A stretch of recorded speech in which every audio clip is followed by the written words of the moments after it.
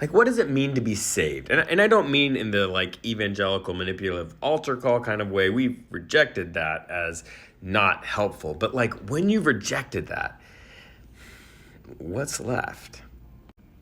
Hi, I'm Jeremy. I'm a deep skeptic, also a pastor. And for those of you who didn't do the reading ahead of time or didn't grow up in toxic evangelical fundamentalist Christianity, let me explain what we mean by being saved. You go to church, you go to a youth camp, and they tell you you need to know a couple of things. Number one, you're separated from God because of your sin. Number two, as a result of that, you are going to hell. Number three, the only way for you not to go to hell is to accept Jesus. And number four, you do that by believing all of these things and saying a simple 4-sentence prayer called the sinner's prayer. And then, boom, magic, you go to heaven. That's the whole claim. Then they would do some emotional music. They would scare the crap out of you. They would show you some weird films about hell or whatever it was. And then you'd go down to an altar and you'd pray that prayer. I prayed that prayer like 1,000 times just to be sure, because ain't nobody trying to go to hell up in here. But I don't believe in that anymore. I don't think that's it. And I think it actually imposes way more religious trauma than it does anything good. And when I say that, when I do videos like this, I get the messages from you. Say, yeah, I agree.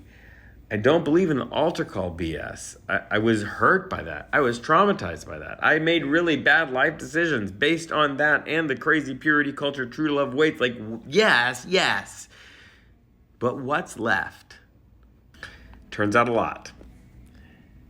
But not a lot of easy stuff, maybe. And maybe I think that's the draw of it, the easiness, the simplicity of it, that there's somehow an easy answer to spirituality. You say the 4 sentences and then you're done, you're good. But when you look at the New Testament, if you look at the Jesus story, it's pretty clear that Jesus doesn't ask for something simple. There's no 4 magic sentences. There's no 2 things that you can do or a 3-step plan. I think the invitation from Jesus to us is the same invitation that he gave to all the disciples and all kinds of different people. It's just 2 words: follow me. And by that, it means to try to do the things that Jesus did and be the person that Jesus was, which is a person who loved people, a person who reached out to people, a person who offered grace, who really just dogged the religious people who were hypocrites and doing all the wrong things. He was the person who then, after those hypocrites said, oh, geez, I'm sorry, like Nicodemus, brought them back into the fold and included them back into the movement. And that's what following Jesus is.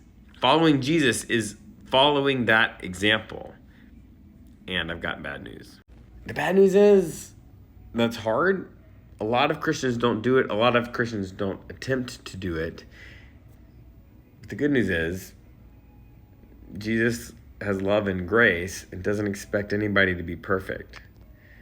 And he just keeps calling, follow me, follow me. When we screw up, follow me.